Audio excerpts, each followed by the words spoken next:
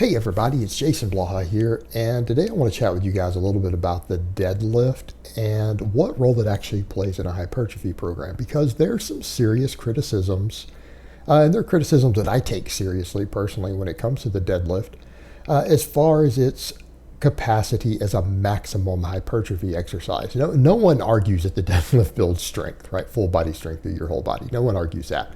No one argues that there is an enormous correlation between size and strength, at least in the exercise science world. Only bros in the drug world argue that.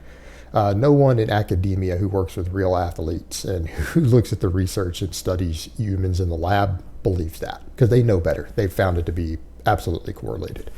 So we get to this topic, though, of the deadlift. And, I have the deadlift in pretty much all of even my hypertrophy-related programs, right?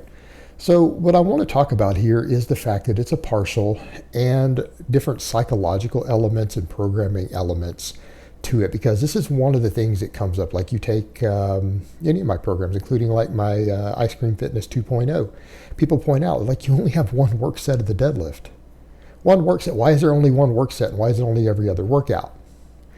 And yet I still have it in there. And that's because what we have to think about is that the fact that the deadlift is a partial. It has an arbitrary range of motion. And it's been argued by some pretty good experts, and I don't think they're wrong either, like Dr. Mike Israetel. Perfect example. By the way, he has completely debunked the idea that rack pulls are useful for hypertrophy, by the way. He has completely debunked that. So for anyone who's standing here saying, oh, they're great for building traps, you better go look at what Dr. Mike has to say on that. They aren't. They're actually inferior to a conventional deadlift or a sumo deadlift for your traps. Yeah, let that sink in. Anyone who got caught up in that gimmick, there's reality. Even the experts are saying, no, they're not even that good for traps. So back to the point of the deadlift for overall hypertrophy. It is a partial exercise. Not only that, it's a partial exercise with a very large amount of fatigue. So what you'll see guys like Dr. Mike say is that, well, maybe you need to be finding ways to increase the range of motion on it. People will say, well, why? Well, because usually improving range of motion causes more hypertrophy even if the weight is reduced, right?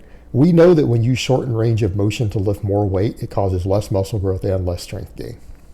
Scientific literature on that's pretty clear. It's pretty clear. You don't gain as much muscle.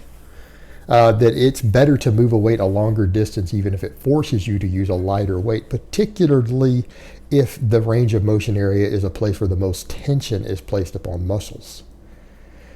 Well, we could argue with the deadlift that may not always be the case, though, because that's the interesting thing with the deadlift, is that I'll agree that it's partially true, though. And yes, I am biased towards the deadlift. It's very clear, because if people ask me, what's your favorite exercise? The deadlift. What's your second favorite exercise? The standing press, right? Like if I trained for only fun, and training had no impact on our muscle growth, had no impact on our health or fitness, anything else, and it was purely a fun endeavor, I would do nothing but the deadlift and the standing press. That's all I would do every single day. I do them every day. I love them. My favorite exercises. So I'm very biased in that regard.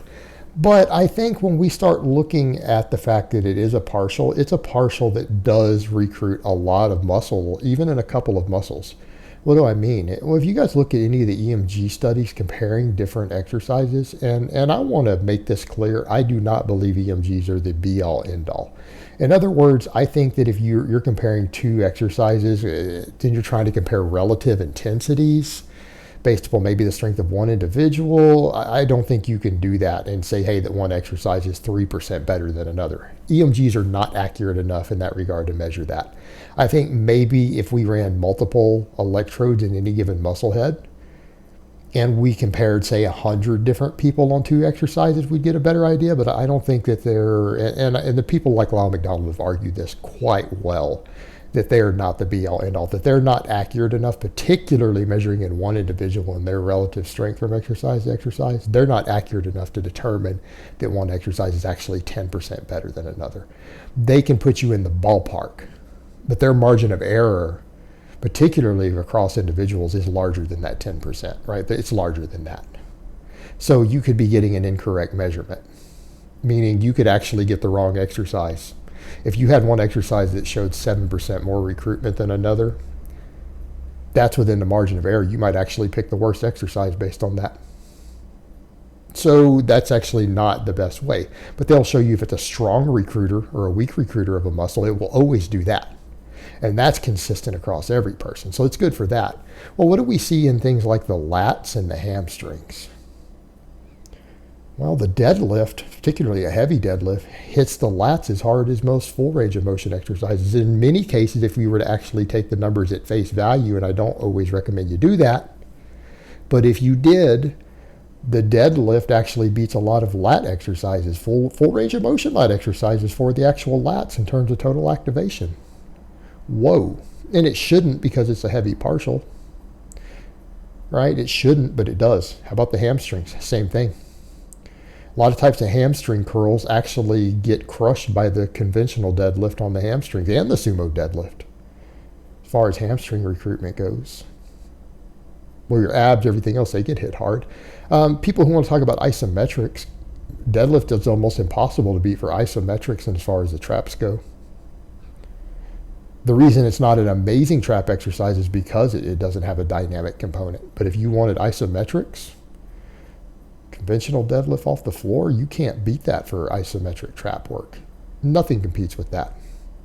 But again, isometrics isn't everything. And if isometric is everything, and if isometrics was really the key to gaining massive muscle, the deadlift would be the best exercise ever, actually. But it's not. It has a secondary training effect. And I think that's the point we need to take home with something like the deadlift.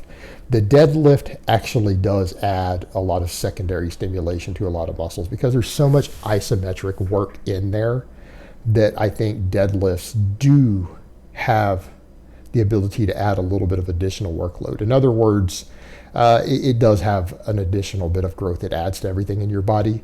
The problem we run into with the deadlift, though, is that it's very, very difficult to program the deadlift as a primary size exercise. And the reason for it, the fatigue aspect of it, because volume. We know that total training volume and total quality reps and quality tension is such a massive driver of hypertrophy. It's such a massive driver of muscle growth that the deadlift is so taxing that you just can't handle large amounts of deadlift in a week. And even if you could handle large amounts of deadlift in a week, guess what? You usually have to remove something else from your training. It costs you something somewhere else.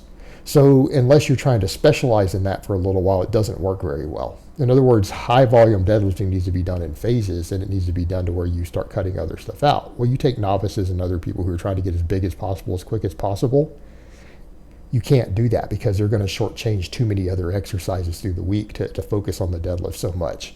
And because so much of it's partials and isometrics involved, you may not get maximum muscle growth out of it. So I think the middle ground here is something like training with a little less volume and just relatively heavy on the deadlift every week for that secondary training effect, and leaving it, as far as a lot of your training programming goes, fairly low in your total volume for the week, actually lower than any other exercise you do. And that's the way I usually program it for people. But there is another benefit to the deadlift. Like, look at me struggling there with that. The deadlift, I think, adds something else that a lot of other lifts don't bring to the table. Yeah, it brings that secondary effect. Yes, it increases strength overall. That strength, I think, can carry over to other lifts. And that strength adds a degree of confidence. And I think because the deadlift is such a big exercise and we all associate, anyone who does it, you go train a gym, you lift deadlift heavy, everyone knows you're strong. Even though the deadlift is least associated with muscle growth in studies, like we found that, it has the lowest correlation between total size. It's one reason guys cross class sometimes will out deadlift someone 50 pounds heavier than them in the same comp, even though the other guy beats them on the squat and the bench, right? Because it is more leverage oriented, and there's a lot of other factors involved. It is the least correlated with total muscle mass and body weight out of all the competition lifts. But there is a psychological aspect to it, and I think that confidence that the deadlift builds has a psychological element that carries over to the rest of your training. Because big, heavy deadlifts, when you hit a heavy deadlift, it boosts your confidence. It makes you feel strong. It makes you feel good about yourself. And I think that confidence and that positive image, self-image that the deadlift gives you that makes you feel like you're a strong person, when you do get good at the deadlift, I think that carries over to the rest of your training, and I think it can build confidence. I think the deadlift is a confidence builder that makes you know that deep down you're strong and you're capable of handling big, heavy weights, and you're capable of doing these things. And I think that lets you approach your training of all your other lifts with a more positive mindset. And I think that is worth a lot. I think the psychological benefit that it gives you,